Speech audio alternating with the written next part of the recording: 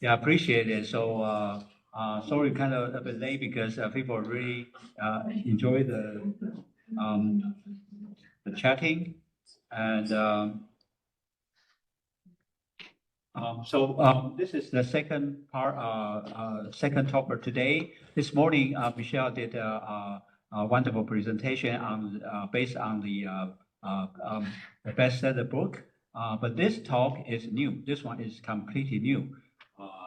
And this is going to talk, share her more personal experience in the pursuit of this passion for X15. We are going to hear more from her personal side of the story. This is we're very lucky. You are here. You are the first group of audience to hear about this. It's in the world, so it's very special. So that's you know. Lucky us. Yeah, we're pioneers, just like Michelle, the X15 people, pioneers. We're the first. Yeah, so let's now welcome Michelle and I'll start the presentation. Thank you.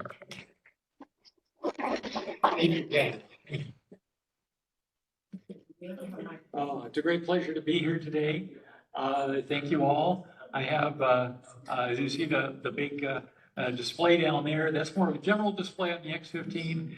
And then up here, I have my very personal display concerning the X15. This is all tied in with what you'll see on the presentation today. So I think the people who were here this morning who saw the first part of the presentation, so that was just sort of background to lead to what we're going to be talking about today. Welcome back. Oh, is Nina with you? Yeah, she's Oh, got something in the car. oh, okay. We'll give a second for Nina to come back, and I still need to sign her book, so don't let me forget that. Yes. So, yeah, we'll let Nina come in so she doesn't have to come in the dark, and then we'll get going from there. Is everything working online? Bob, can you hear us? Yes. Okay, great. Yeah. So as soon as she comes in, and if you could turn the lights off, and we'll get started as soon as she comes back. Hate to start when somebody's still outside the door. Yes.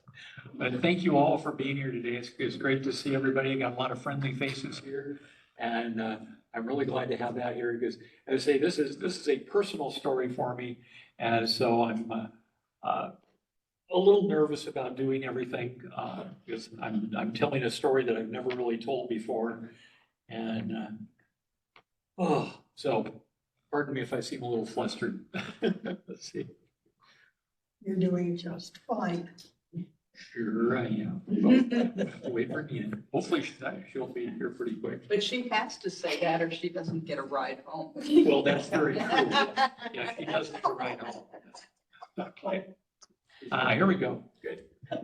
Yeah, as I was saying, Nina, don't let me forget to sign your book. Yes, do not forget that. Okay. All right, let's go then. Okay. For those of you who don't know me, I'm Michelle Evans, and I thank you for being here today. I wrote a book about the highest and fastest research aircraft to ever take to the skies. It's entitled The X-15 Rocket Plane, Flying the First Wings into Space. Normally, I would be speaking about the content of the book, the X-15 itself, and the people who made it all happen.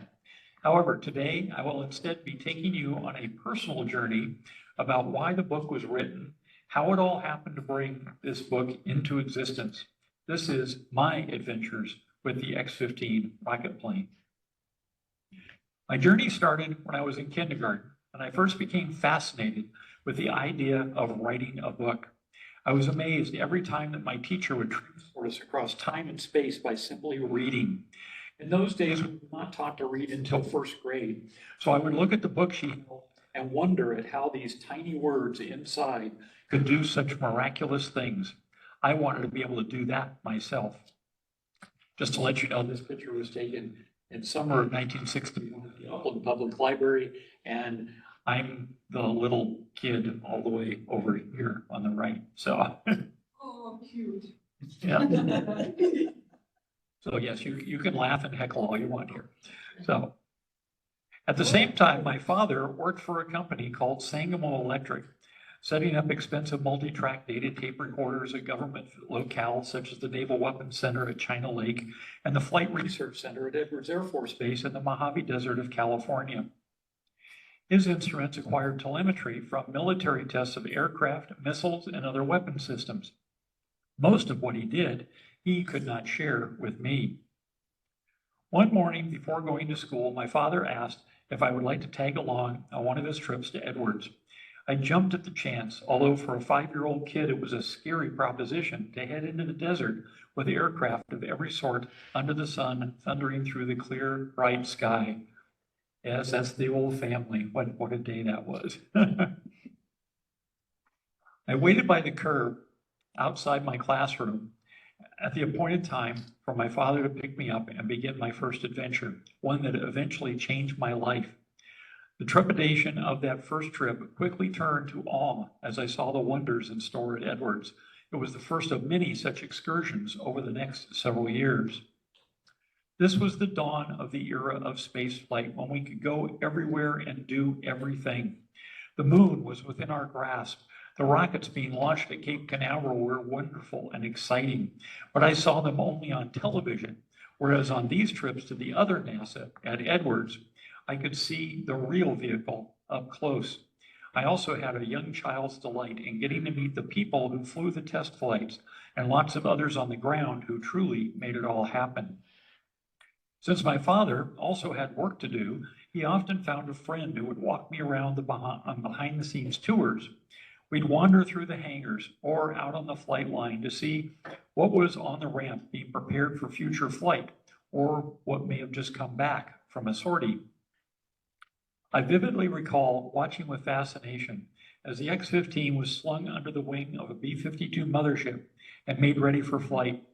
There was so much going on, the jumble of equipment, personnel going about their jobs, everyone often doing things where I had no idea of their purpose. It was a paradise for a curious kid with lots of questions and a yearning for excitement. On one such trip, my father's friend decided to take me to see the X-15 simulator, also known as the Iron Bird. He knew it was in use and thought I might like to see it in operation. It was a long contraption with pipes and wires and sheet metal, looking like something a child such as myself might cobble together out of an erector set.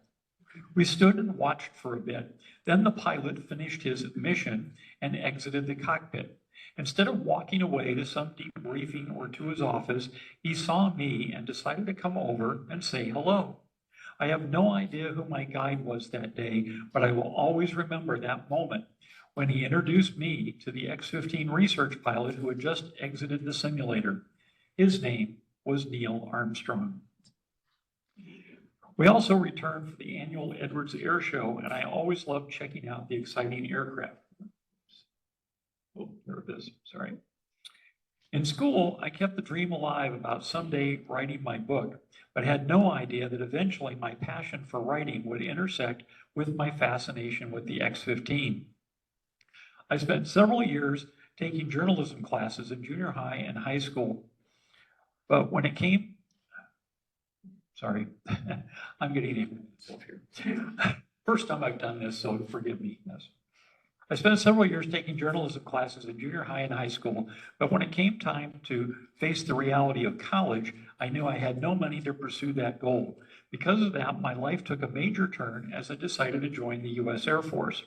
I figured I would learn some great skills and also be able to pay for my college as I served. Now, my father was an aerospace engineer, and I never figured I would follow in his footsteps. I saw that as being a long ways from my goal of becoming a writer. Yet there I was working on nuclear missile systems for 8 years in the Air Force. At one point, I felt I would make the military my career, but for various reasons, after I finished my degree, I eventually decided to go out on my own and return home to California. At that point, I went into vibration, shock, and acoustic testing for the aerospace industry for the next dozen years. And yes, this is a picture of me sitting on top of a nuclear weapon. However, less than 3 years out of the military, with my career going well, The idea of pursuing my original goal as a writer started to gnaw at me again. The final push came suddenly on the 21st of September in 1983 when I was reading the preface to a book on experimental aircraft. In it, the author talked about how his book was just an overview of a multitude of programs and that many of the aircraft he wrote of deserved full books on their own. And that book is here as part of the display if you'd like to see it later. It was like lightning had struck as everything finally fell into place. As a kid, I'd been fascinated with the X-15 research aircraft because of those trips to Edwards with my dad. All that came flooding back to me as I read that author's statement, and it dawned on me that I had the perfect subject for my book, the X-15 rocket plane. The next morning, I called the Edwards History Office and spoke with Dr. Richard Hallian. I told him I wanted to write a book on the X-15, and I asked if I could come up and start my research using their files. He said, "Come on up." On September 22nd, my wife Cherie and I headed north into the Mojave Desert and met with Dr. Hallian. I spent hours going through files and photographs and spoke with him about my intended project. He mentioned that X-15 pilot Milt Thompson was currently the chief engineer at NASA Dryden and asked if I'd like to go over and do an interview. I was absolutely not prepared to do such an interview, but there was also no way I would turn it down. So of course I said yes. He called Milt, who agreed to the interview, and we headed over to the NASA facility a mile or so from the history office. We sat with Milt and had a wonderful interview. At one point, Milt called in one of his best friends, Jack Koff, from the office next door. Jack was a flight planner on the X-15 project, and between the two of them, Cherie and I had an enlightening and fun afternoon talking about the X-15.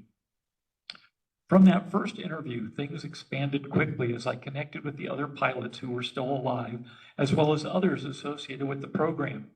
There were 12 pilots, and 9 of them were still with us at that time. Joe Walker, Jack McKay, and Mike Adams were gone, but I had hopes of connecting with members of their families in order to tell their stories as well. The 9 X-15 pilots I was able to interview besides Milt were Scott Crossfield, Robert White, Forrest Peterson, Robert Rushworth, Neil Armstrong, Joe Engle, Pete Knight, and Bill Dana. Each was a unique experience. As an example, I contacted Neil Armstrong for an interview. After a couple of months of planning, I drove into an Ohio town on a rainy Thursday afternoon in early May, looking for his office. I knocked on the door, and for a long time, no one answered. Had he forgotten our appointment? Finally, the door creaked. A very old man was standing there.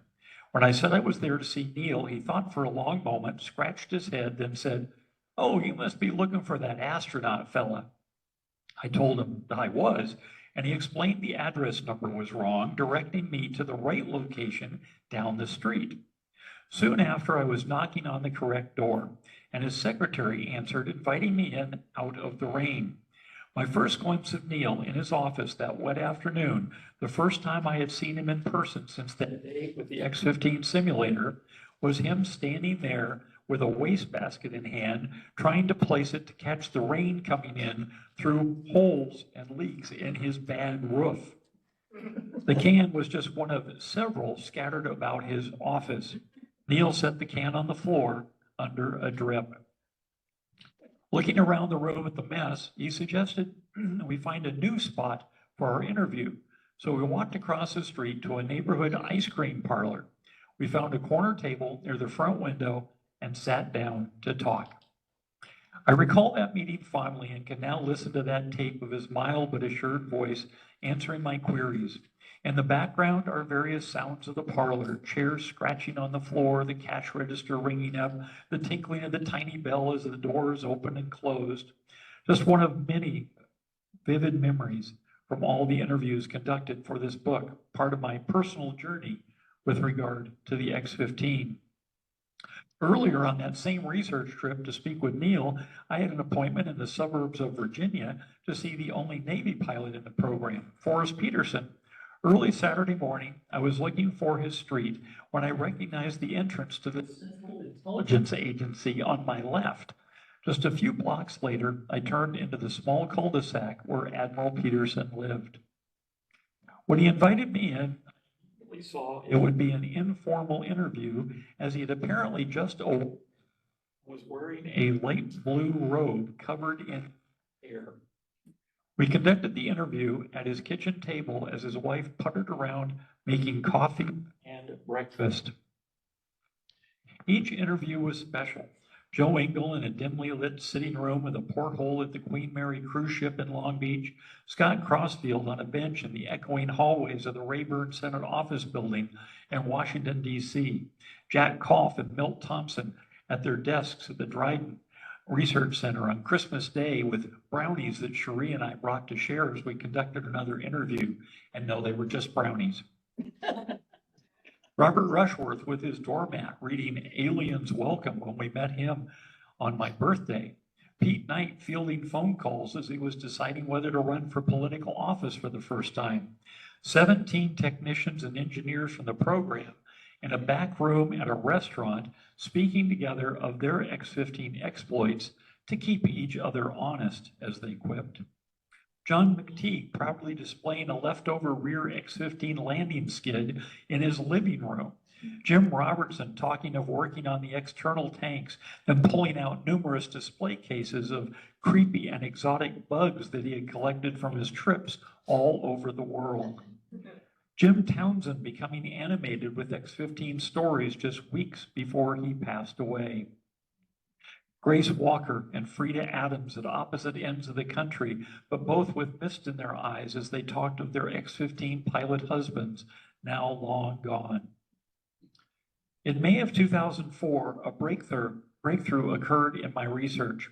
An Eagle Scout candidate, John Badelsky, was tasked with creating a memorial to honor the only X-15 pilot lost in the line of duty, Michael Adams. I was invited to the unveiling out in the desert near Ridgecrest, where the crash occurred in November of 1967. At that event, there were many people associated with the aircraft who were present. Over the years, it had been fairly easy to connect with those on the front line of the program, such as the pilots, managers, and flight planners. But on that day, I was finally able to connect with those who worked in the trenches, the mechanics, technicians, and guys in the rocket shop. I also met other members of Mike's family, which was critical to tell his story. That opened a whole new avenue for me and gave me what I've been looking for to properly flesh out the story that I wanted to tell. In the end, I interviewed more than 70 people and created over 1,200 pages of transcripts from those interviews. I also had a couple of thousand photos that needed to be sorted, scanned, and color corrected. Our beautiful cat Fluffy was always there to help in this process. Can't believe that he found the one spot that didn't have pictures on it at that moment. Another aspect of my being able to tell the story properly was to get the feel of the actual places where all this happened. The territory was known as the X-15 High Range. So besides my travels all across the country to research and interview important people, I made several trips to those locations, from Edwards Air Force Base to the dry lake beds where emergency landings occurred. To get to these places took a lot of research, as no maps existed to show the way. Sometimes it took multiple trips in order to find the right location and how to get up there. Here's the Beatty High Range radar site in southern Nevada as it appeared during the X-15 program. There was an easily traversable road in those days to get up the hill from the main highway. When I went searching, that road had deteriorated into a jumbled mess. It is a steep dirt road that became completely inaccessible halfway up. I carefully drove up as far as I could.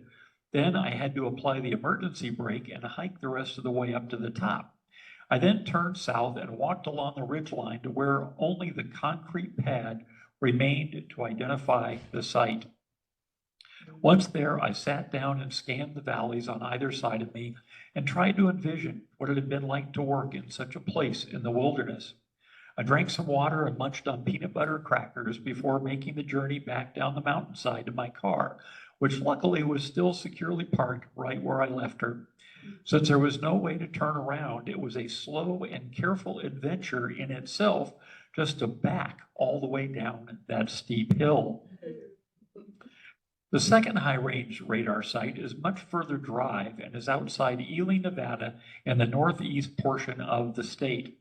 It is much higher in the mountains than Beatty, and as I found out, can have snow well into June.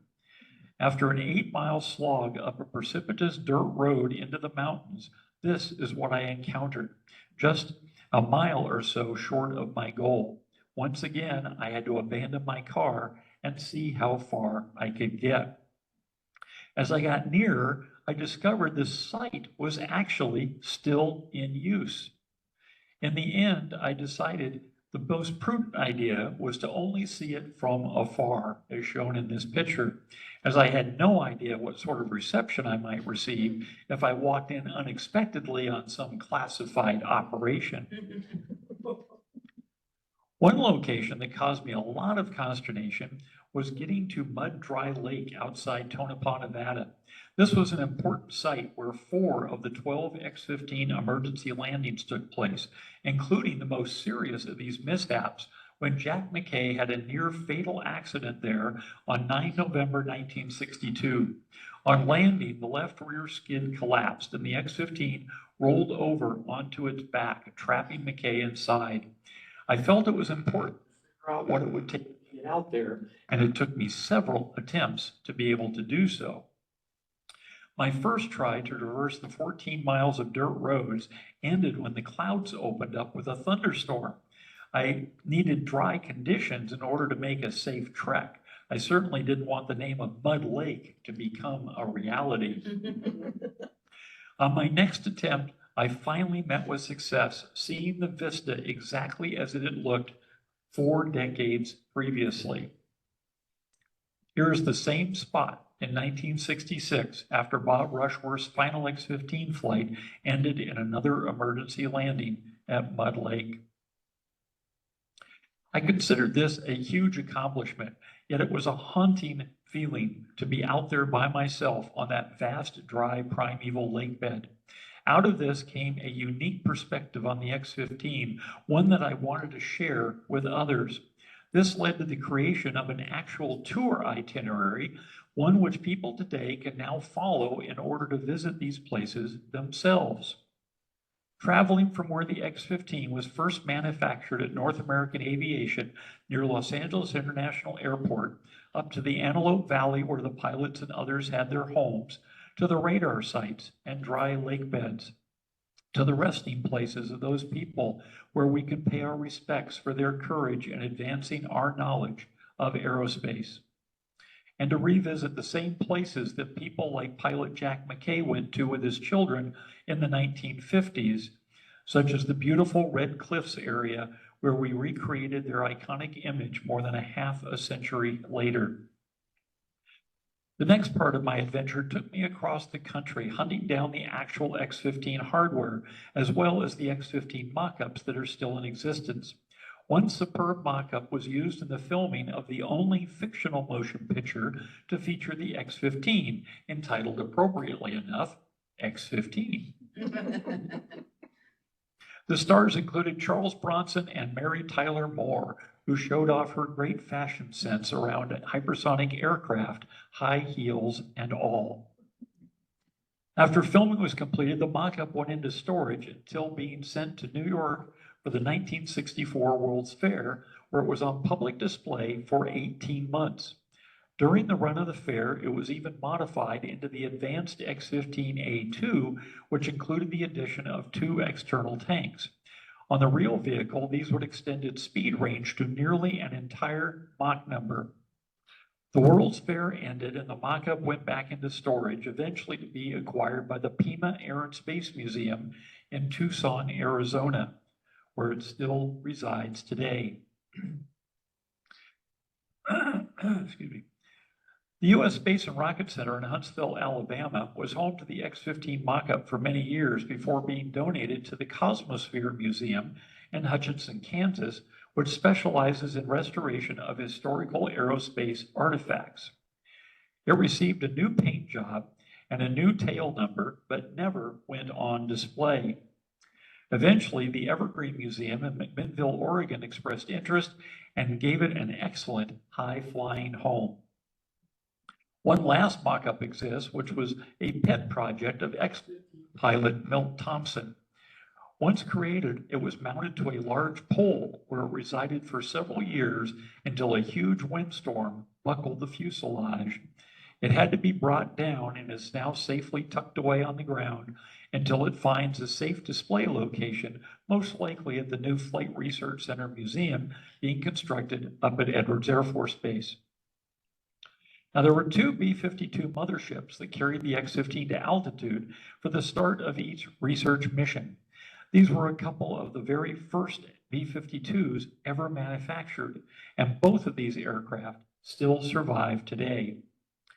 B-52 number 8 has a new home just outside the northern entrance to Edwards Air Force Base, where it served the X-15 and other research program for decades. This aircraft lofted the X-15 on 106 of its 199 missions. There is a possibility that the X-15 mock-up at Edwards may eventually be installed onto the wing pylon from where the real X-15s were once launched. I can't think of a better idea. At the propulsion system test facility, the X-15 was bolted into a structure where the rocket engines could be test fired. Between the two test stands was the blockhouse where engineers and technicians would be safe if anything went wrong during the firing. That facility still stands today, although it is now just being used for storage, and the blockhouse has unfortunately been gutted of all the electronic equipment. The test stands themselves, however, appear still ready to accept another X-15 engine firing with little refurbishment. The second B-52 mothership was retired after 93 X-15 missions and was flown to Tucson, Arizona. It now resides in the Pima Air and Space Museum, where it has recently undergone a full restoration. When I visited Pima several years ago during the restoration, I was allowed to climb inside and take a look around. These are the pilot and co-pilot stations where legendary aviators such as Fitz Fulton once sat as they took the X-15 to its launch altitude of approximately 45,000 feet. 3 X-15s were built by North American Aviation to conduct the 10-year-long program of hypersonic research. The number 3 aircraft was lost on November 1967 and took the life of pilot Michael Adams. The number 2 aircraft was modified into what was called the X-15A2 with those external tanks to extend the range and speed of the aircraft. This vehicle now resides at the National Museum of the United States Air Force in Dayton, Ohio. Here it is seen under the nose of the huge Mach 3 experimental bomber, the XB-70, which was also built by North American. The number 1 aircraft was the first to take to the skies on 8 June 1959, and it performed 81 successful missions during the program through 24 October 1968. That equates to more than 40% of all flights of the X-15. It now holds a place of honor in American aerospace history and resides suspended from the ceiling at the Smithsonian's National Air and Space Museum in Washington, D.C. That museum is well worth the trip just to see this amazing aircraft that flew more than 6 times the speed of sound and higher than 50 miles into space, earning 8 of the X-15 pilots their astronaut wings. Now, when I first started my interviews back in the 1980s, pilot Robert White resided in Germany. We conversed through snail mail across the Atlantic, but nothing can compare to actually sitting down with someone in person. Bob eventually moved back to the United States and settled in Florida. He was the last X-15 pilot that I was finally able to sit down with in person in May of 2006. Even though I spoke with others after this date, I consider that cross-country trip to see him as the completion of my primary research to write my book that had started back in September 1983, nearly a quarter of a century earlier. At the time, I considered this the culmination of what I had set out to do, but had no idea it would be more than another 5 years until the book would be written and nearly 7 years until it would be published. To get the book done required a lot more than just sitting down and writing it all out. I had to find a publisher, and that took me to my friend Francis French. He co-authored the first 2 books in the Outward Odyssey series from the University of Nebraska Press. One day, we met up at a favorite place called Killer Pizza from Mars down in Oceanside. I really got to go there. He asked me that day if I was still working on my X-15 book. I said yes, but I had no idea where to go from here. He said that UNP might be interested to have my book as part of their new series. Things progressed from there by meeting with the Outward Odyssey series creator, Colin Burgess from Australia, then and having to write a book proposal. That was a huge hurdle because at that point, I truly had to get things organized. How was I planning to put together this book? And what was the goal? And how would the chapters be laid out? It got me to finally focus on exactly how this would come together into a coherent story. I knew immediately that I didn't want to bore my readers with just a standard chronology.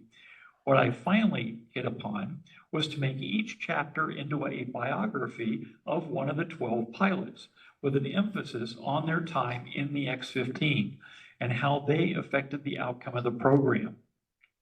With Colin's immense help, and once reviewed, my proposal was accepted. But then things got complicated. As at the time the contract came through for signing, I was confined to a nursing home after an accident, which cost me 2 severely broken legs. Unsure if I would even walk again at this point, I spent 3 months healing and rehabilitating and sat in my wheelchair to sign the contract that day in February 2009. At the time, I had grave doubts if I would ever be able to do the writing, but I moved forward to give it a chance to happen. Over the next couple of years, as you can see, I was able to overcome the problems and move forward. I started putting it all together and actually got the writing of the manuscript going, completing the introduction on 8 January 2011, and my first chapter on February 6th. Exactly 6 months later, and just 1 week behind schedule, I completed the book and got it sent off to my publisher. Those months of writing were a real roller coaster. I got very little sleep and rarely left my desk for more than an hour at a time. I needed to write down all those stories that had been bouncing around inside my head for decades. I would write deep into the night, read through it to myself. Then when Cherie was awake, I would have her sit down and I would read it to her. There were times I wrote something I thought was brilliant, but Cherie would never let me get away with anything and always brought me back down to earth. Thank you, Cherie. Reading it out loud to her was the best thing I could have done. It ensured that everything made sense and was a great way to catch even small typos and other errors. Colin later told me afterward that he had never received a manuscript requiring almost no editing. And this was actually taken at Northwoods, where we're going for dinner afterwards. Everybody here is invited to join us at Northwoods. This was the day we completed the book and sent off the manuscript. The last hurdle was then to find someone to write the foreword for my book. The person who accepted the challenge was X-15 pilot Joe Engel. He became a good friend, and we did several events together over the ensuing years.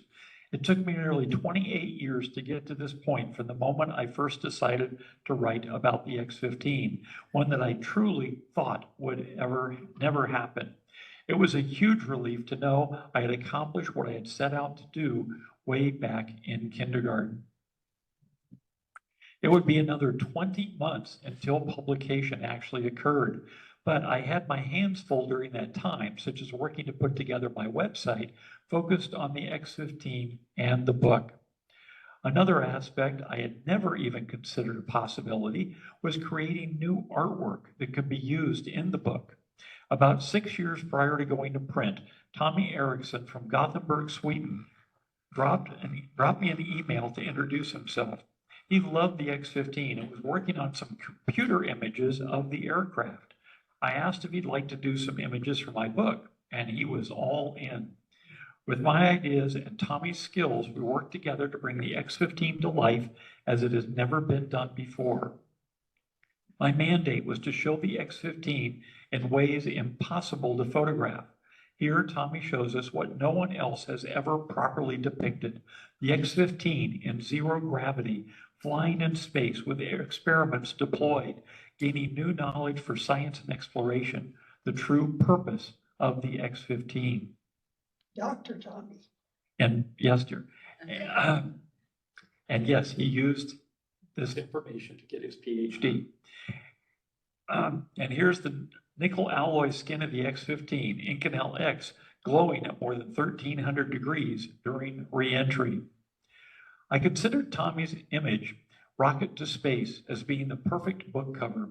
It took me a lot of negotiations to convince the University of Nebraska Press to use this artwork.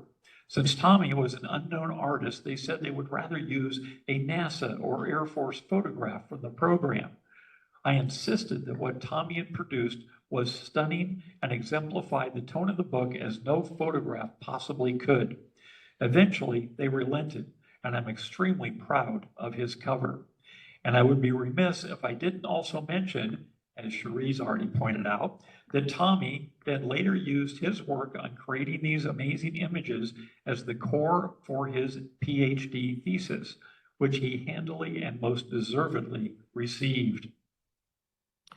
I wanted to hit the ground running when the book was released, so I developed a talk I could take on the road to help publicize the book, creating book cards and flyers, and participated in book fairs.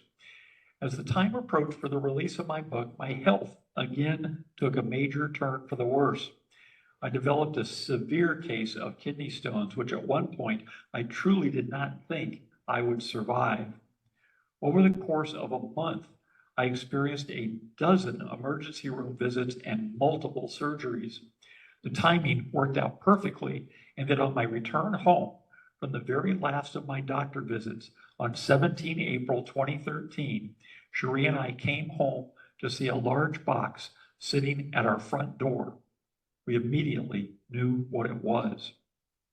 Whatever medical problems I had at that moment, my recovery was complete. I grabbed the box and brought it inside, quickly slicing it open to find my books inside. It was a moment that I waited for all my life, actually holding a book in my hand that I had written myself, telling the story I never thought I could tell. To this day, it is something I look at and marvel that I was ever able to accomplish any of it. But it is the thing I am most proud of, outside the love of my beautiful wife. Soon after, Colin was flying into Los Angeles from Australia, so we met at the airport to celebrate. And not long after that, we met up again with Francis to have another great pizza at the place that started the entire publishing process. Without that first conversation with Francis in 2008, this moment of having completed my book might never have happened. 4 days later, visiting the local Barnes & Noble, there was my book on the shelves. The manager asked, and I gladly autographed them for the store. One customer even bought a book right there while I was signing. A long time before all this, a few years after I started my research, I started giving talks on the X-15. The very first was at Vandenberg Air Force Base on the Central California coast on 23 July 1987 as part of their Space Week celebration. I had been led to believe this would be a high-level talk with officials from the Air Force and other bigwigs. So I prepared with a huge technical slide presentation. Yes, actual slides in a projector in those days, by the way. When everything was set and the audience started to file into their seats, instead of a lot of military uniforms, in walked school kids. To say it was a total disaster is a huge understatement. I learned a huge lesson that day and have been fortunate to have never have a repeat of an event like that. Later that year, I did my talk for the Rockwell Family Night event at the Downey Space Division. This is the company that had previously been known as North American Aviation and had manufactured the X-15 back in the late 1950s. The talk went much better and was very well received. One of the first people I interviewed for my book, flight planner Jack Koff, attended that evening, and it was an exciting time. It also included the first display that I created, including models and photographs from the X-15 program, like what you get to see here today. Years later, once the book came out, I developed a whole new presentation based on the manuscript itself, so it benefits from my years of research and includes quotes from many of the people I interviewed. That talk has now carried me throughout the United States and even across the world. I've currently given nearly 150 talks in 19 states, 6 countries, and on 5 continents. And actually, I need to update that slightly because today, right now, this is my 150th talk. Thank you again for making it possible. One of the most amazing locations where I've done my presentation has to be in January 2023 in Antarctica. The ship had just left the Antarctic Peninsula an hour before as we started back across the Drake Passage toward Argentina. The waves pounded the World Traveler.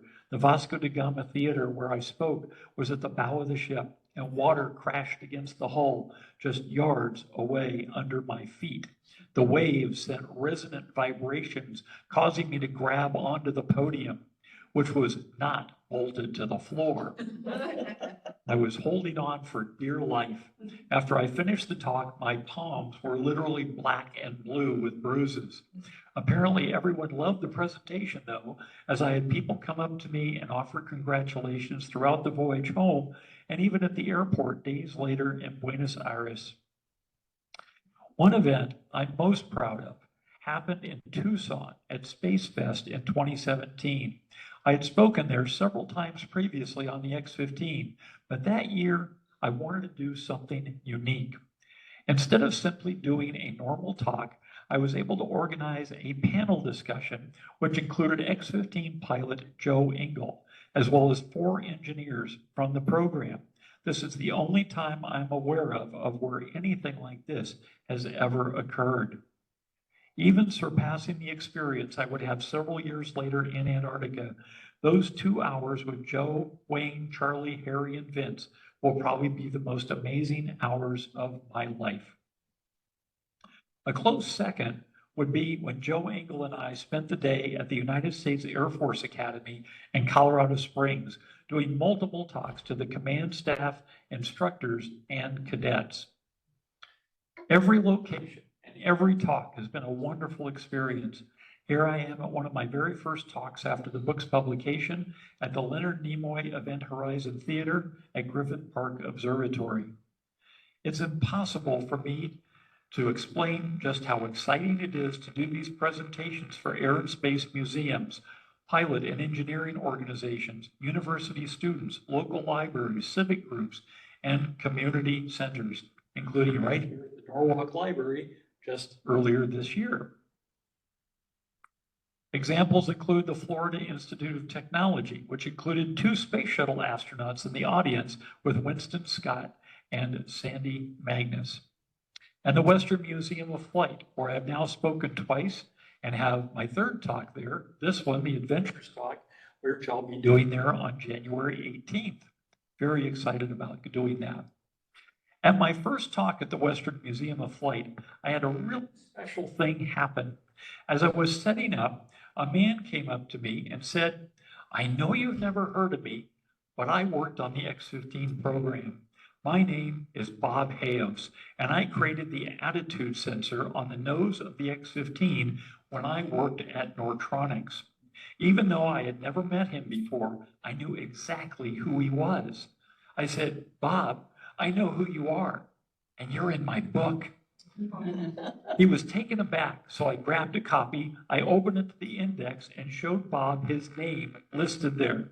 Bob was over 90 years old at the time, and it was a marvelous thing to watch him light up when he saw that.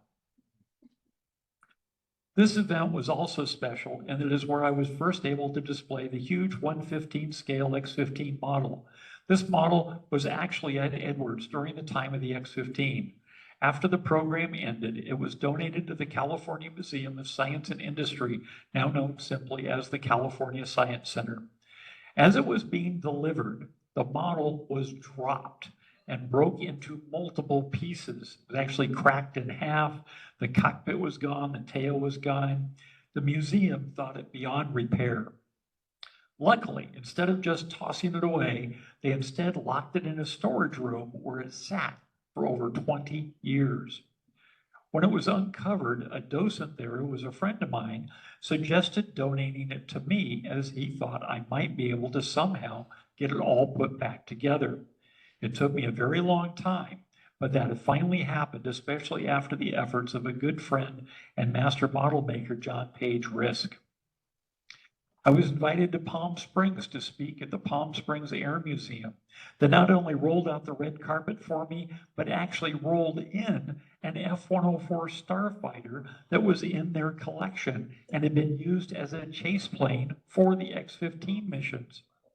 The cockpit was open, and in I went to have a vicarious and very unexpected experience that day, sitting in the pilot seat of a Mach 2 fighter plane. I then came back down to earth and gave my X-15 talk on the Bob Hope stage at the museum. In addition to my initial talk, I have since developed several other presentations. These include a special talk about pilot Michael Adams, who lost his life during the only fatal accident of the X-15 program. Additionally, I have hosted movie screenings of the 1961 motion picture X-15, as well as showing various documentaries about the research program, such as the great NBC News special from 1981, The Rocket Pilots. Another very special event was at the Joe Walker Middle School at Quartz Hill in California's Antelope Valley, celebrating the 50th anniversary of the school named in honor of X-15 pilot Joe Walker. I was given the school's gym in order to set up a large display and to give my talks to each class as they cycled in throughout the day. My voice was cracking and almost gone by the afternoon, sort of like it is today. But amazingly, I made it through all the talks.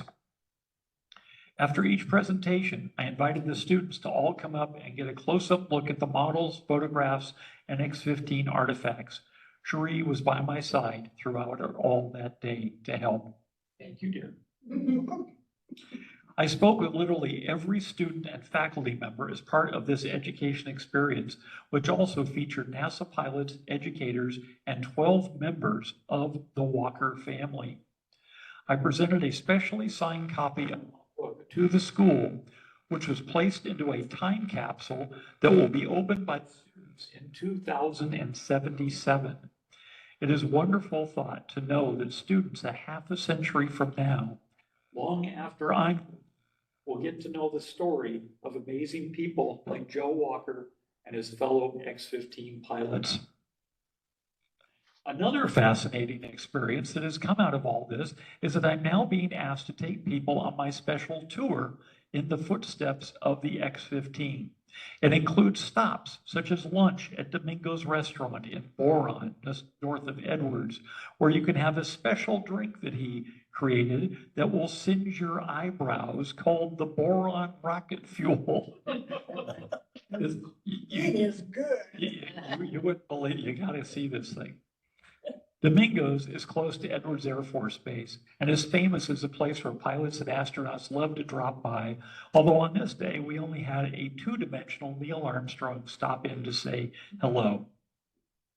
We went by the Edwards North Base entrance to visit the B-52 mothership, then on to visit Cuttyback Dry Lake. It is the closest dry lake bed to Edwards and is where 2 emergency landings occurred. It's a vast and wide open terrain which lends itself perfectly as a place to dance. Yes, Cherie and I are strange. After Cuttyback, we headed to a more somber location, the Michael Adams Memorial. There are many monuments in the desert around Edwards to commemorate accidents that have occurred over the decades, flight test research. But there is nothing quite like what we have accomplished to honor Mike. In May of 2004, Eagle Scout candidate John Bielski first created the memorial as his community project. A huge crowd came to the desert that day to pay their respects to Mike. And as I mentioned previously, this event was pivotal to my research for completing the book. Over the years, several expansions have taken place, primarily accomplished by Rob Enriquez of the Bureau of Land Management, Bob Klein, and myself. Also provided new display panels to help tell the story of the site. And in November of 2017, a new expansion was unveiled as part of the event honoring Mike on the 50th anniversary of his accident.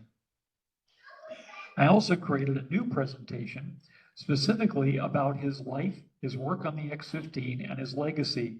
It was first presented at the Matarango Museum in Ridgecrest, about 20 miles north of the crash site. The following day, there were a couple of hundred people who joined us to learn about Mike's life. Domingo himself was there and provided food and drink for everyone present, although no rocket fuel.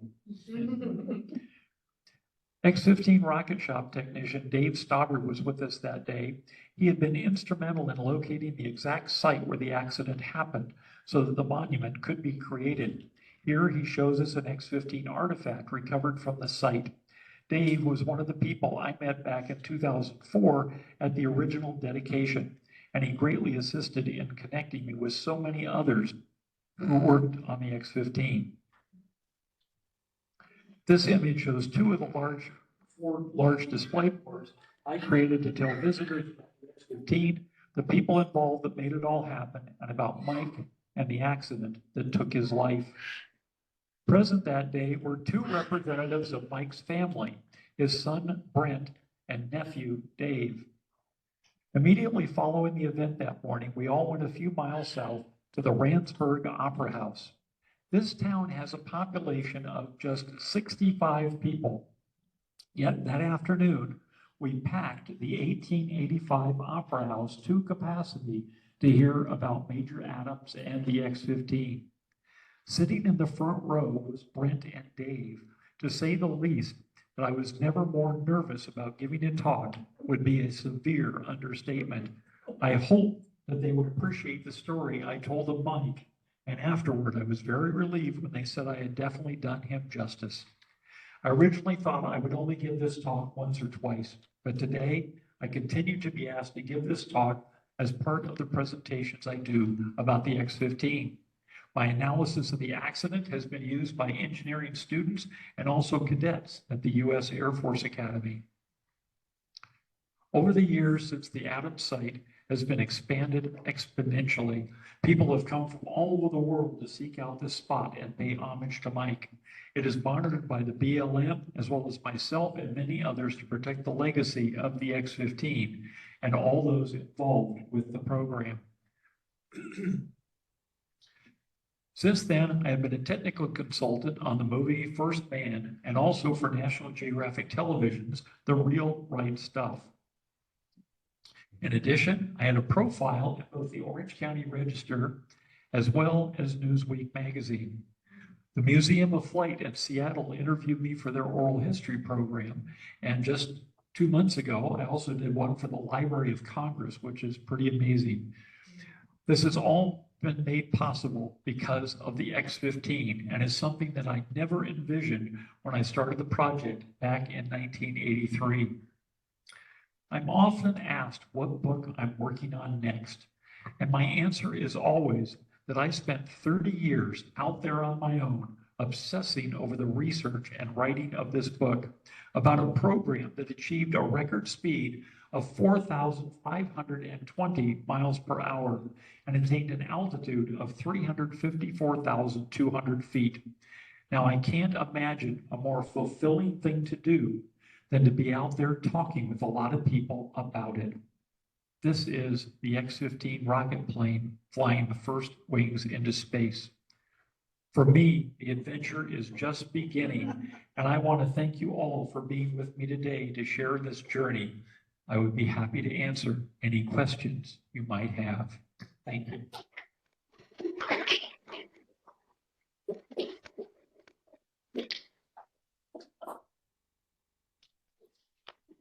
Oh. Notice the cover on the book. Yeah. And that book is about that Yeah. high. That's a very tiny book. Bob Somebody is will see it. wonderful, yeah. Yes, yeah, Bob had to be here today. He'll be in the Western Museum of Flight, so he'll be happy to know that I used that in the presentation. Anyway, oh, thank you all. My voice is going back there, yes. Did, I just, did any of the interviews take a left turn from where you thought it would be? Yeah, well, yeah. okay, The one yeah. that they started asking you about aliens. Oh, well, that wasn't one of my actual interviews. I've done so many programs nowadays, and some of the ones that I do is I get asked to be on like podcasts and stuff. And I've done several for a guy named David Livingston who does a thing called The Space Show, which is really great. I've done probably, I don't know, 6 or 7 interviews with him. But there was one that I got asked to do. It was organized in, it comes out of Salt Lake City, and it's called The Fringe. And I sort of looked it up and was looking at what it was, and I found out, yeah, it sort of lived up to its name. It had a lot of stuff to do about UFOs and stuff. But I talked to the guy and I said, now, you want to talk about the X-15, right? He said, oh yeah, we're going to talk about the X-15. And of course, as soon as we got into it, it was like, so tell us about all the UFO encounters that these guys had with their It's like, well, I can't really tell you about any because there wasn't any. Although there, I can't believe this. I found, like, this was only about 6 weeks ago. I found a video on YouTube that reportedly showed a UFO alien encounter with the X-15. It showed this flight footage that they guaranteed was original NASA footage of the X-15 in flight, and this thing that was so horrible and dangerous, they actually put a black box over it because they didn't want to scare the bejesus out of you. That was just, I can't believe this. And the video showed that the camera was supposedly mounted up on the tail, the top of the tail of the X-15. The X-15 tail is a hypersonic wedge. It's a knife edge. There's no place there to mount a camera, but these people will believe anything. And it's just hilarious. And boy, I made comments on there and I just would get attacked and stuff. It's like, I don't care. If somebody's going to put something this stupid up there, I'm going to talk about it. So I'm always looking for the new stuff that gets up on the X-15, and I'll always comment when they get stuff wrong, which they usually do. But as I say, that was not an official interview that I did for the Fringe. That was a podcast. It wasn't one of the interviews for the book. I will say there's this one guy who wrote up about a UFO encounter that happened on the X-15. And it was so hilarious. I had to actually, it's in the book. And the guy, it was the 100th flight of the X-15. And there was this big symposium that they were going to do. And so this guy surmises that because of the 100th flight, it, attracted so many people, including from out there, who came to witness what was going on. And there was an X-15 flight planned for during the symposium. But because of technical difficulties, it actually was aborted. So it never actually happened during the symposium. But this guy still maintains that there was a UFO contact during this thing, that UFOs descended on Edwards Air Force Base during the conference. And he went so far as to do Freedom of Information Act stuff to get like the transcripts of radio transmissions with the radar site people and stuff like that. And to tell you how out there some of these things can get, his comments were that, well, I got the transcript and I got the recording, but it didn't sound right to me. So I cut it up and put the words in the right order so that it's... It's like if you have to cut the words out and put them in different places, it's not real anymore. It's just, I'm sorry, I had to put it in there. It was just so fun. So anyway, so that's the only real UFO encounter that the X-15 had. So yeah, anyway, sorry to go off on that tangent, but just, yeah. Are you saying that not everything we see on the internet is true? Well, I know it is hard to believe, but yes, there are times when what you read on the internet is not necessarily true. Shocked. Yeah, just occasionally, once in a great while. Yeah, just once in a great while. That's, anyway, yes.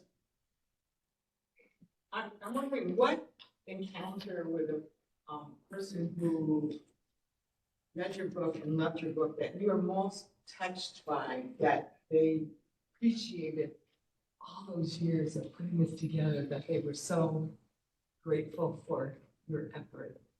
So like it's one that stands out, or are they quite a few? Well, there's a lot of things stand out. When the book first came out, I mean, ever since the book came out, I get people who find me through the book, through the internet, through my website. The very first fan email I got was from this guy. He was telling me what a wonderful book it was, how much he loved it. So I found out the guy was in Poland, and it had never even envisioned to me that there were people all over the world who loved this book. And so that was very special to me that this guy wrote me from Poland. I've gotten emails and letters from all over the world. I've actually had people write me letters and stuff and send them via snail mail. You remember snail mail when it used to work? And So how did they get a copy? I mean, did they get it online? well, they got it. They ordered it through Amazon. You know, you can order, yeah, by Amazon, Barnes and Noble, through University of Nebraska Press itself, whatever. Yeah, so you can get it anywhere in the world. It's not been translated into any other languages, but yeah, there's people all over the world who have read it.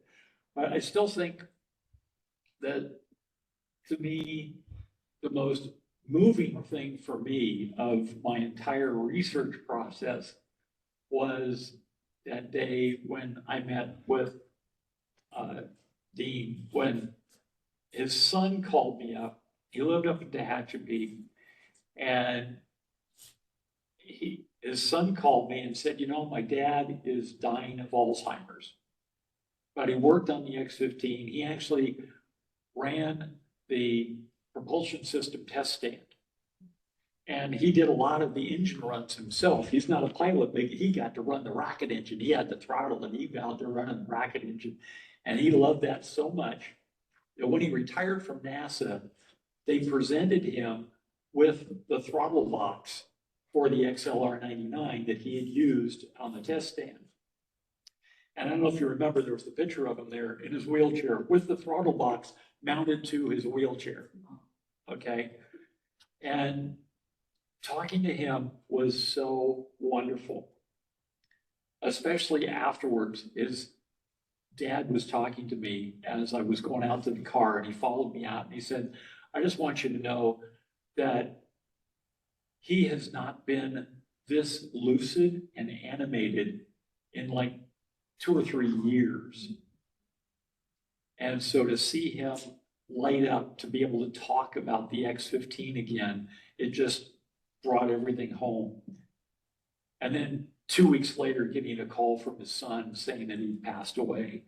And that, to me, to be able to tell his story and so many of these other guys, it was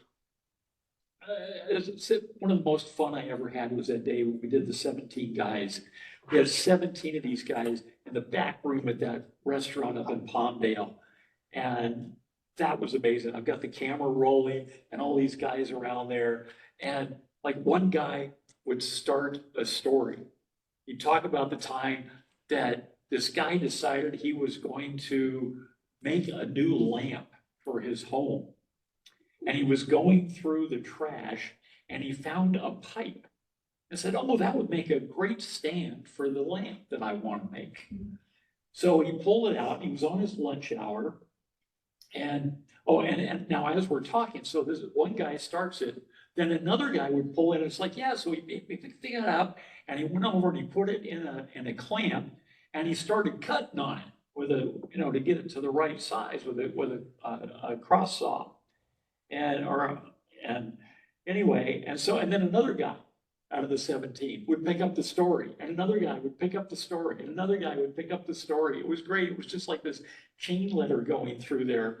And the whole thing turns out what's going on. As he's cutting into it, what he had in that clamp that day, sawing on it with his hacksaw, was a tube full of rocket fuel that somebody had thrown in the trash. And he was sawing on this, and there was rocket fuel inside that tube. It was one of the ejection rockets for the external tanks to push it away from the X-15 at Mach 2. And as he's sawing away from it, it caught fire. And it flew out of the clamp, and it went through the upper window in the hangar and bounced around inside the hangar with all these aircraft around. And amazingly, not one person and not one aircraft was hit. And I've got pictures that show the holes in the wall that it made that day. But listening to these 17 guys passing that story around from one to another, that's the kind of stuff that I really love to tell that story in the book. And I love to tell it at these presentations and stuff. Because these guys, giving these people voice is just something amazing. I got really lucky in the fact that I started this stuff back in 1983, and so many of these people were still around then, and so many of these people are gone now.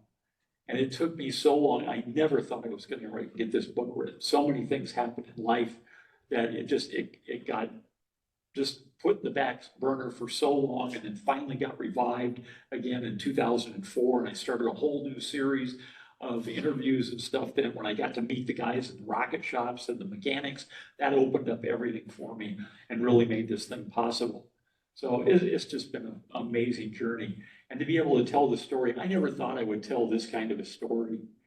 But just to give you a quick background on what happened and why this whole talk even exists, is because several months ago, I was asked to do a presentation for the Lake Forest Senior Center. We live down in Lake Forest. And it's like, okay, I'm just going to do my regular X-15 talk, like many of you have seen, and so you saw this morning. And then they told me, it's like, oh, by the way, we just want to tell you, you have about 25 minutes to do your presentation. And it's like, well, my regular talks run like 45 minutes, so that's going to really screw things up. Because the deal is that the Lake Forest Senior Center, they live for one thing there. It's called bingo. Okay, so all morning long, these people are there playing bingo. Then they take a lunch hour. Actually, they take a lunch half hour at noon. And that's what they invited me to do, is come in and talk over their lunch. And then at 12:30 on the dot, they go right back to bingo.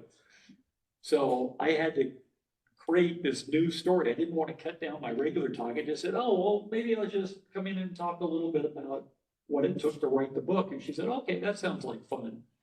So I ended up creating that program. And when I finally got that done, it's like, I really need to turn this into a whole talk and bring it to Ken, because I love supporting Ken. And I know he's always looking for programs. So it's like, that's why I did this here. So Ken, you're responsible, and the Lake Forest Senior Center is responsible, and Cherie's responsible. And now you need to create X-15 bingo.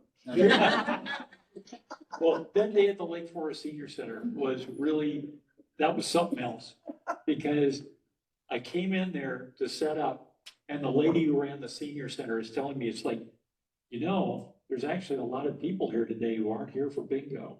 And I'm like, oh, okay. So they came in just for the talk. And then when I gave the talk, she came up to me afterwards and said, that was really an amazing experience. Usually whenever we have somebody come in and talk during the lunch hour or bingo, you can't hear anything because they're all just jabbering away over lunch. And people can actually hear today. They were actually listening to your talk.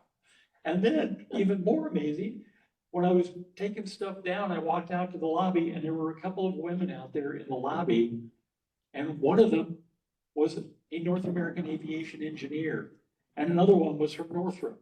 And we stood in the lobby and talked for like 2 hours. And that was pretty cool. They were like the only women engineers at the time they were working. There was nobody else in that job who were women at the time. So that was a great experience. So sort of a very long-winded answer to your question. There are just so many experiences. You saw this, like, you know, going to the ice cream parlor with Neil Armstrong and Forrest Peterson and his cat hair and whatever. Just every time that I talk with these people, every one of the experiences just stands out as something truly amazing. It's just something else. And then to come and get to share it all with you and being able to do this talk in a place like Antarctica. And I may be doing it again in December. I'm going back to Antarctica in December. And I don't know, we'll see if they'll let me do my talk again down there. So that would be really cool to say I did it twice down there. And tell them about the model you just got. Oh, well, as I say, so this up here is a very special display that I've never done before. And if I can stand up now, pardon me while my old bones creak here. But yeah, this is all stuff to go with today's talk. And first of all, as I mentioned, if you've come up and read the stuff, there are 3 vehicles which define my life. And these are the 3 vehicles: the X-15, the space shuttle, and a little thing over here called the SRAM. That's the short range attack missile. I worked on that for 8 years in the Air Force. That's the one in that picture. That's a nuclear weapon that I was sitting on top of. So yes, I also have a picture. I didn't put it in here, but if you've ever seen Dr. Strangelove, everybody know Dr. Strangelove? And you remember Slim Pickens getting on the bomb and writing it down? I have a picture of me on top of the SRAM, waving my hat like That's Slim exactly Pickens. what I thought of. Oh yeah, oh yeah. I also have one on a hound dog. That's another missile, but yeah. Anyway, so and this is really special. If you look over here, I've got the giant X-15, and then there's another black X-15 about halfway down there. That was the one that originally was going to be sitting here. But just yesterday, I got this. Okay. Joe Engel passed away back in July, the last of the X-15 pilots. He was 91 years old. Absolutely wonderful guy. I can't say enough about Joe. And I spoke with Jeannie, his wife. He died in Houston. And so I wasn't able to be there for the memorial service, but I talked to Jeannie afterwards. We sat on the phone and cried together for about 2 hours. And I'm also friends with this other lady by the name of Dee O'Hara, who, anybody ever seen the movie The Right Stuff?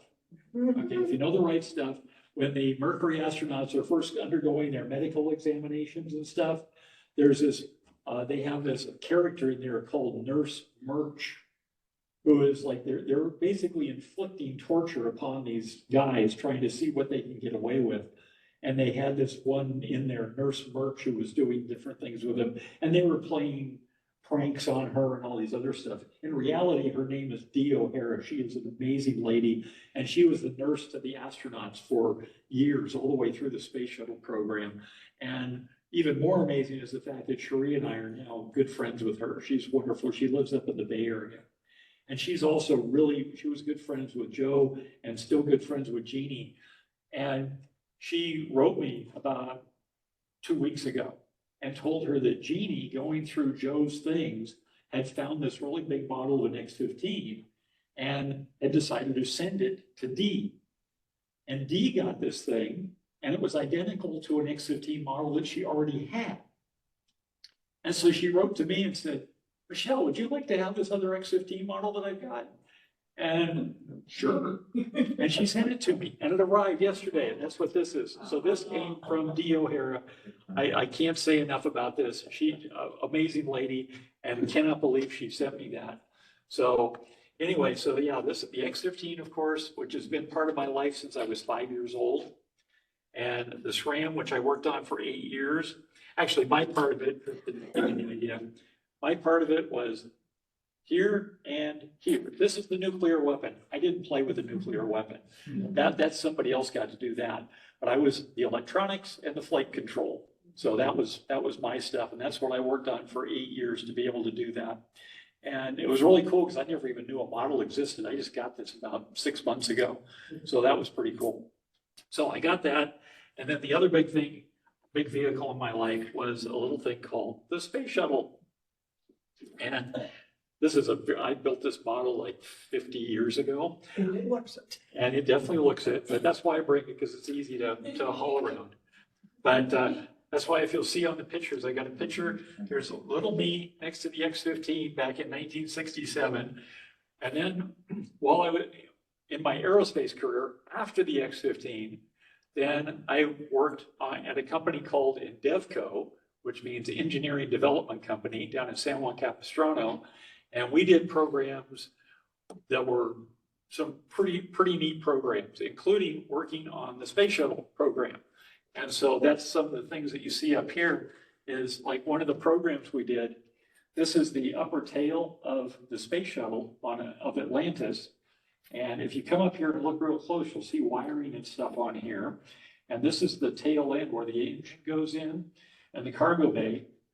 And we actually did a program on the space shuttle that was looking at, they were worried that the space shuttle tail was experiencing flutter, especially during the reentry. And if you get flutter in flight, that means things can break. And you don't want to break the tail off of the space shuttle. That would be a bad day, I think is the technical term.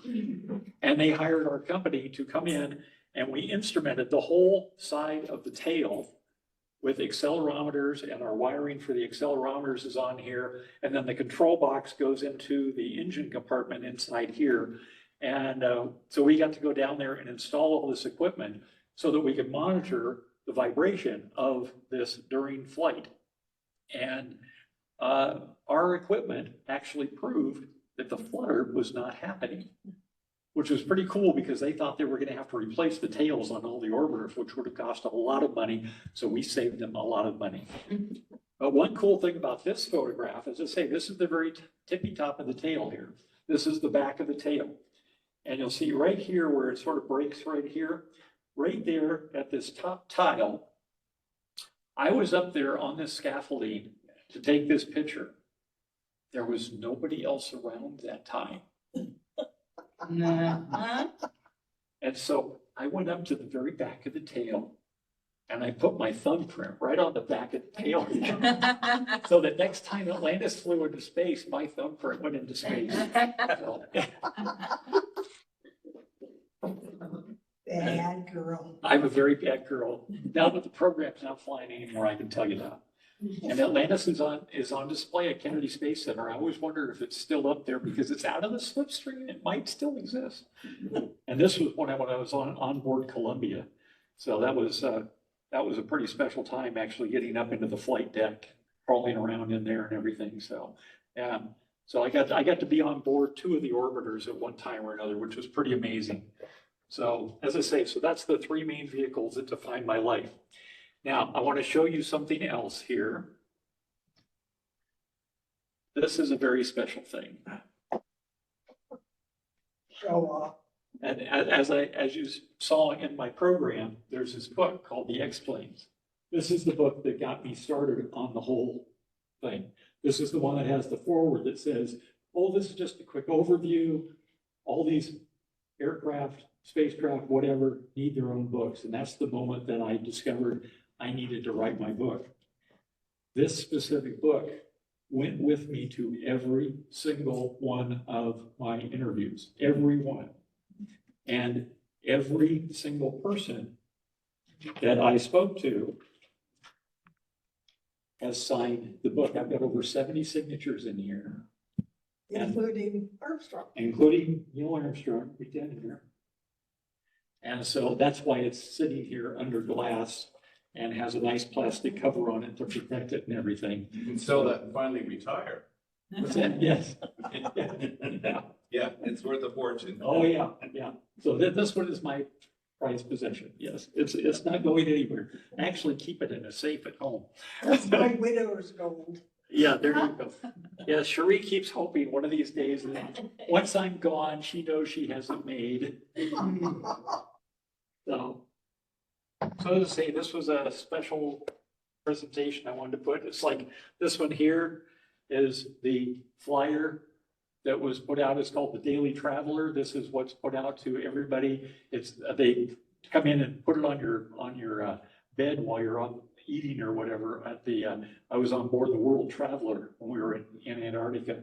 And this is the one that came out that has the notice for my talk that day out there on the Drake Passage. So I will definitely never forget holding on for dear life that day.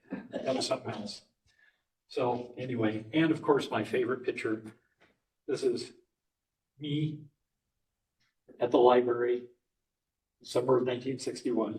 This photograph I found, it's actually a newspaper picture. It was the first time I ever appeared in a newspaper. And when my mother passed away in 2011, and going through her stuff, she had the newspaper clipping from 1961 in a file, and I couldn't believe it. I remember this photograph when it was taken, but I had not seen it since.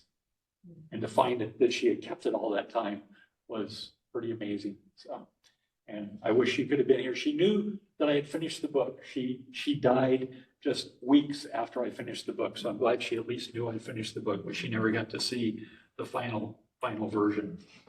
So anyway, that's all my journey.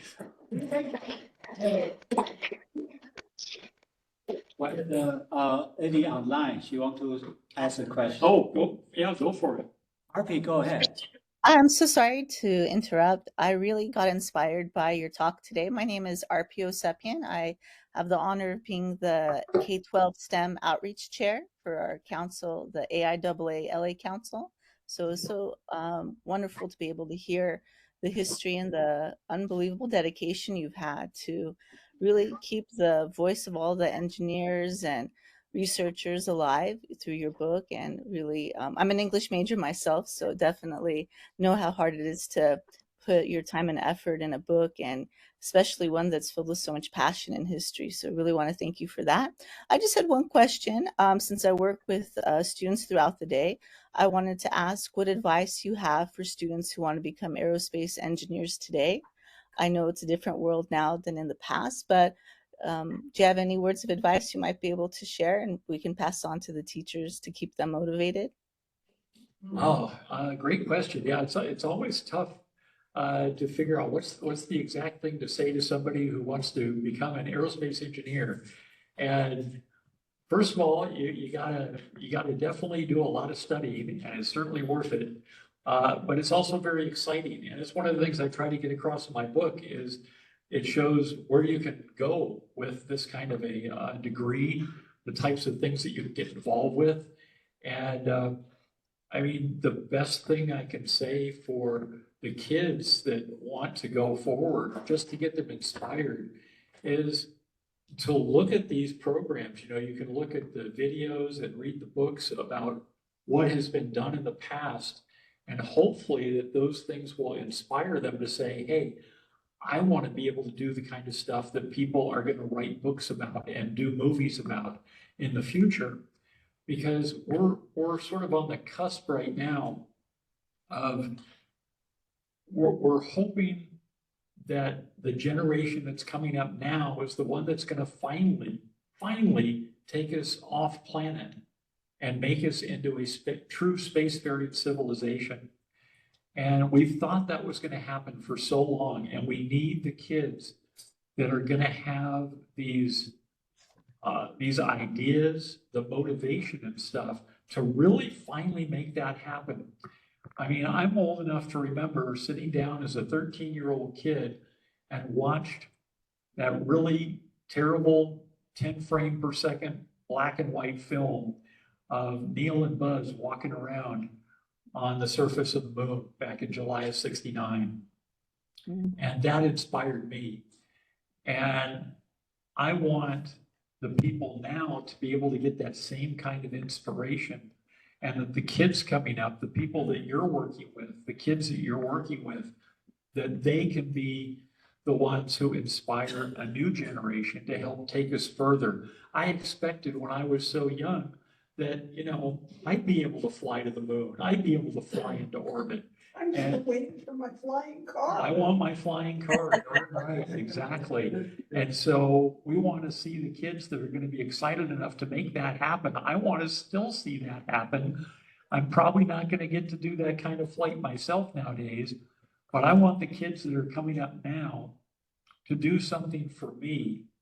And that is that while I still have some time left on Earth, I want to be able to go out at night with a small crescent moon hanging right over the western horizon.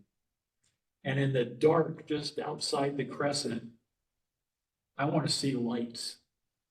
I want to see civilization up there.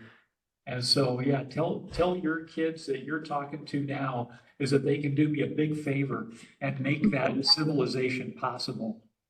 Will do. Interestingly, I teach a class online, and there are almost, I would say, younger adults, not teenagers, but kind of in that spectrum of age.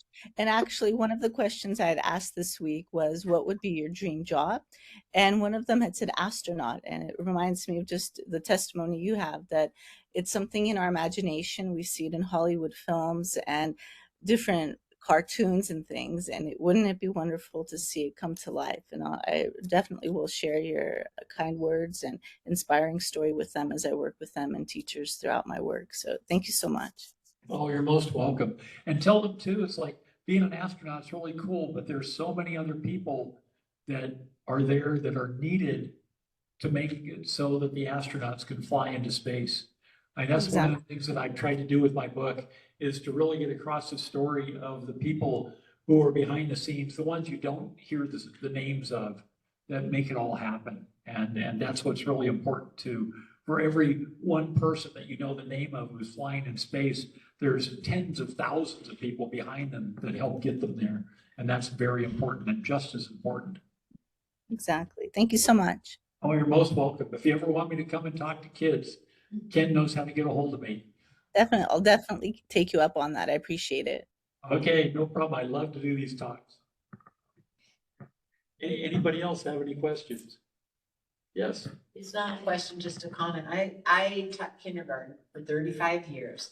And Michelle wrote a story about animals going into space for my class.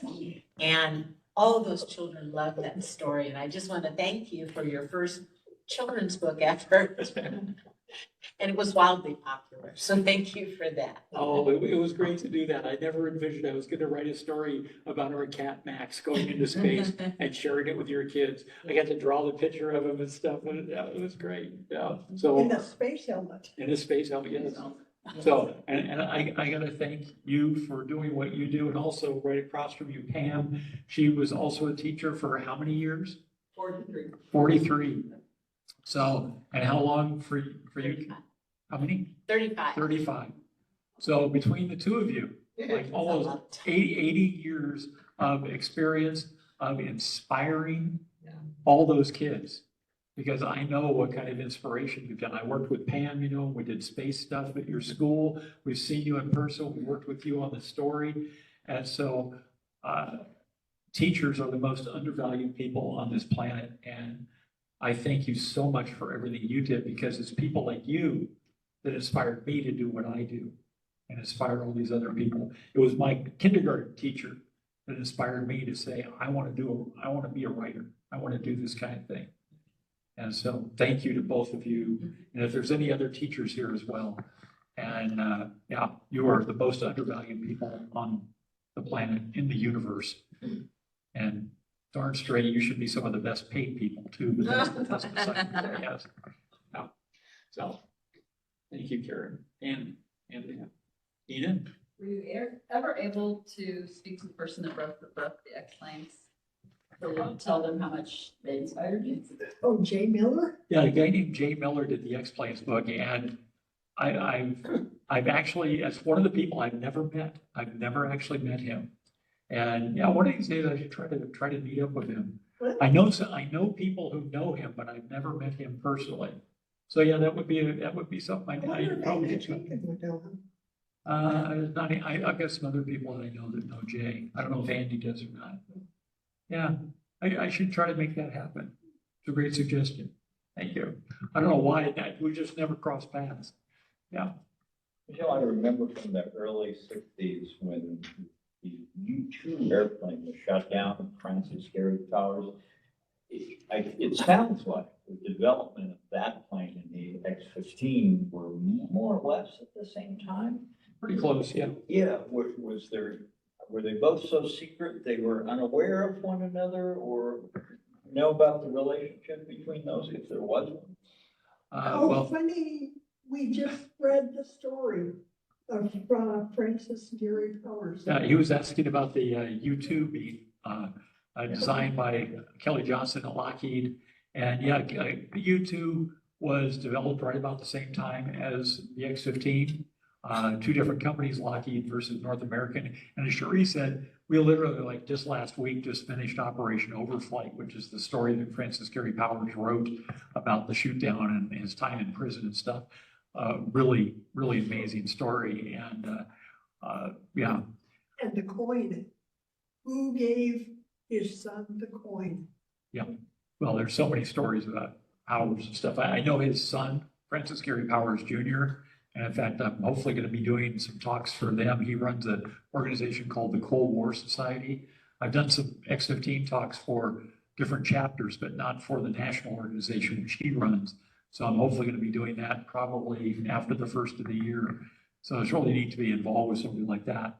But your question about the development, if they knew what was going on, I think you'd find from what I got from people that I talked to, it was interesting, like Harrison Storms ran the X-15 program. He was the head of the whole X-15 program at North American Aviation.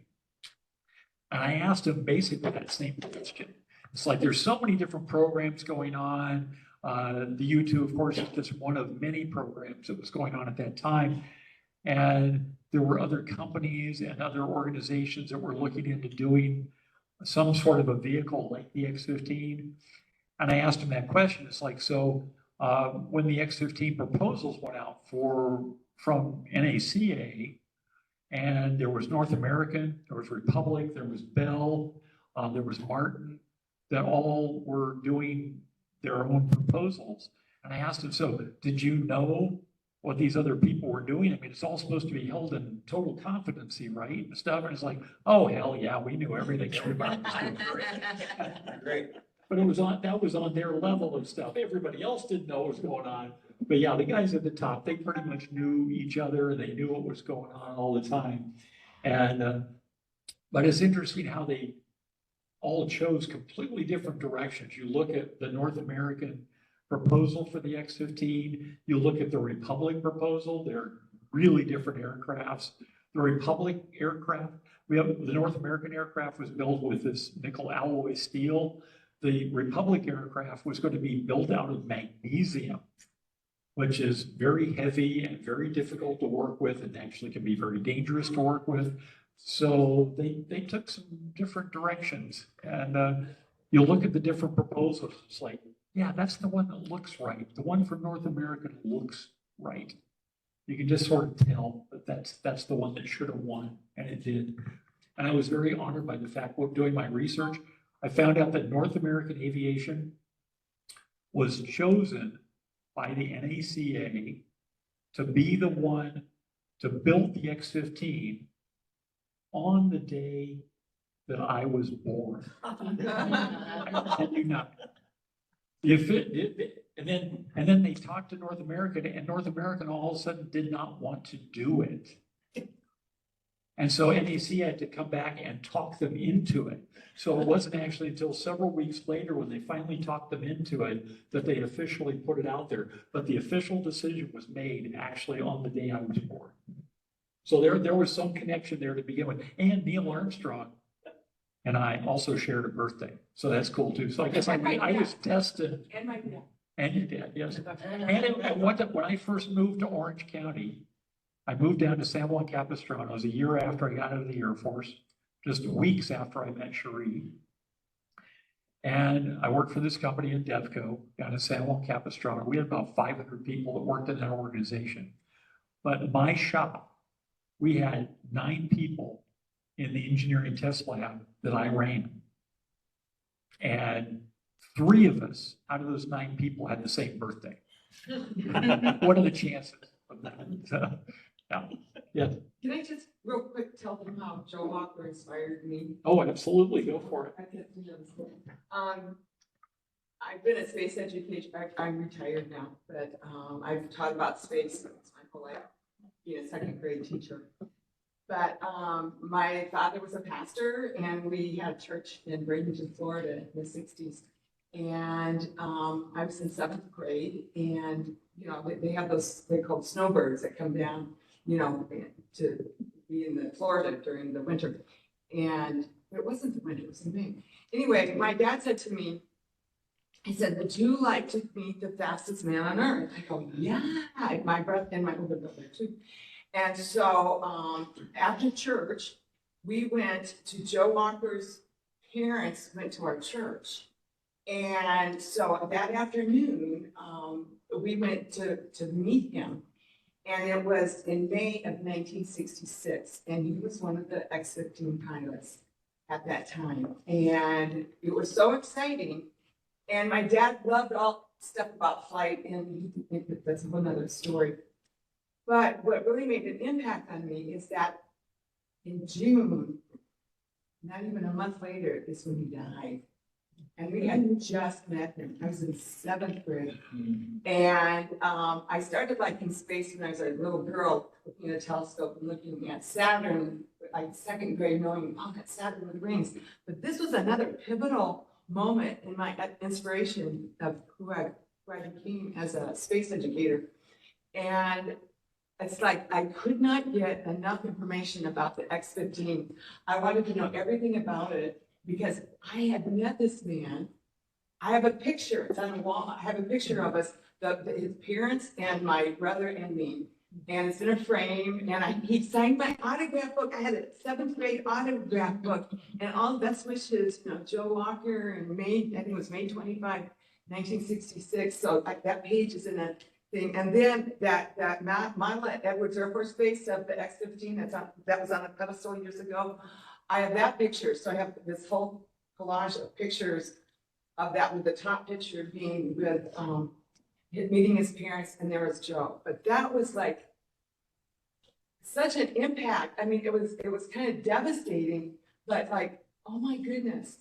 And then later on, then I had a cousin who was an astronaut, and he became a part of the astronaut class in 1980, and I started teaching in 1975.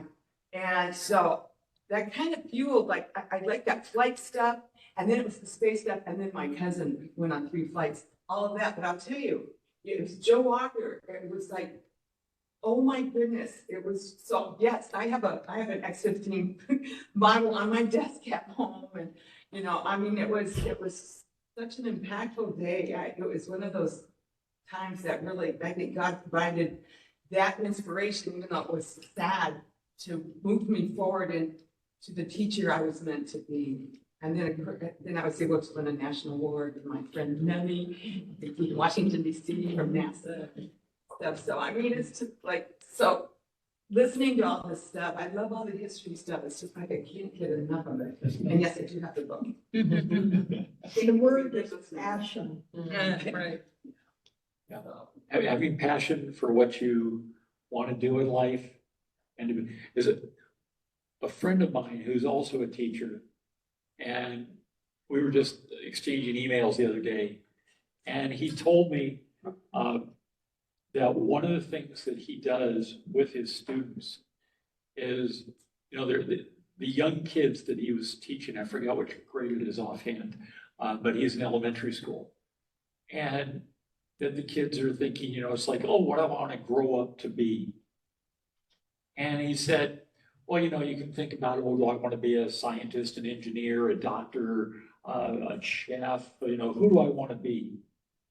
But what I ask all of the kids is, don't ask what you want to do in life, not what you want to go earn money as or whatever. Figure out in your life what you would do for free and pursue that as your career. because that's when you're doing something that you love. That's what I love about this. It's like, you know, I've worked on this book for so long. As I say, it's been out now for 11 years. And for the this past 11 years that I've been doing this, every day that I'm able to go out and do these talks, you know, sometimes I get people, you know, organizations pay me some big money sometimes. And other times I get zero. And that's all that, and I don't care. If they want to give me money, sure, that's wonderful, but I'm going to come out and do these programs for free. And I'm just lucky to be in a place in my life that I can do that. And again, the inspiration that you give to your kids and stuff that help them, guide them in life. But I mean, really, that was like the best advice I ever heard. What would you do for free? Do that for your career, because then every day you go to work, it's never a job. And so, yeah, just a little aside. Anybody else have any questions, comments? Quick question. Can you guys hear me online? Yes. Okay, great. So thanks for the presentation. I work in industry and this is very inspirational.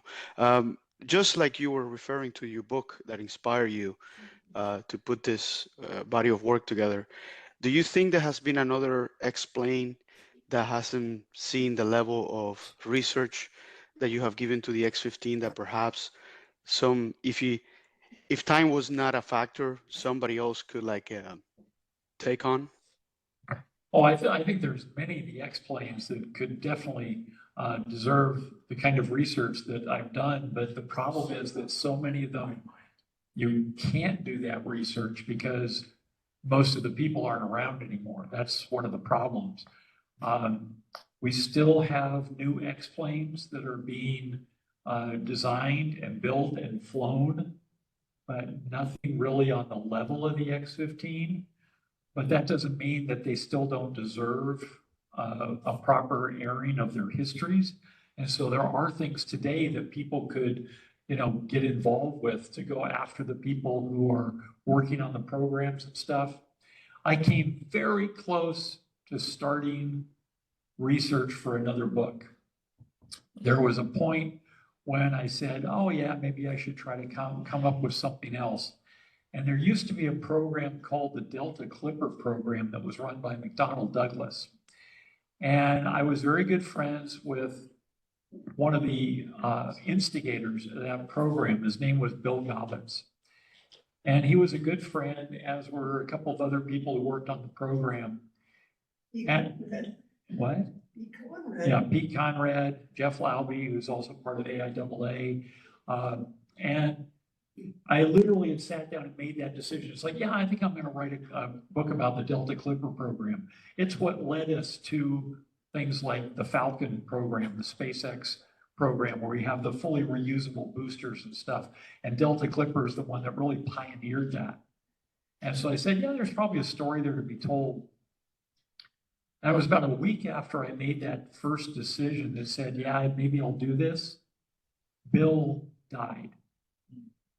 And the moment that Bill died, I said, no, I can't tell, I can't do the story. If Bill's not around, I cannot do the story. And Pete was gone as well. Those are the two real people that needed to be spoken to. And it's like, that's why the X-15, I'm so lucky that I was able to tell this story. I was there at the right time and got to speak to these people. And so for myself, I think it's very important to be able to speak to the people themselves. So yeah, I would definitely say that if there are people out there that want to do these things, choose one of the new programs that are out there. Just look online under X-planes and you'll find the whole list of X-planes and you'll see the stuff that's now being built and go after something like that. Because you definitely need to get out on the ground floor and do that as much as possible and really tell those personal stories. Because making a technical book, there's been several technical books made on the X-15. And I talk about the technical aspects in my book, but it's done in a way that hopefully it's accessible to everybody. But also to tell the stories about the people who made it happen. Because it's people who make all this stuff happen. And if we can't tell the people stories, what's the point of it? You know, we can sit here and do facts and figures and stuff all day long. and you're just gonna bore people to death, and it's like, oh, whoopee. So we really need to tell the personal stories. I want to know why people did what they did. These people that worked on the X-15, the one thing that I really got out of it, they told me that was their family. These were me. They loved going to work every day. This is a job that they did not need to get paid for. They loved every single day they went. In fact, some people, when they were sick. exactly, I was just going to say, some people decried the fact that they went on days when they shouldn't be there. They were deathly ill, but I got to go to work. No, please don't come and spread it around. But they did, because that's what they did at that time. That's how much they loved that program. So, yeah. Anyways, I hope that answers your question to a certain extent. Yes, thank you. Okay. Anything else from anybody? No? Okay, we've answered every question that could possibly be answered about the X-15. Well, thank you again all for being here today and in sharing in this adventure, this journey with me. And so many people in this room that are friends and have shared in that journey, and you've helped make my journey possible as well. And I thank you so much for being here and supporting me today. So.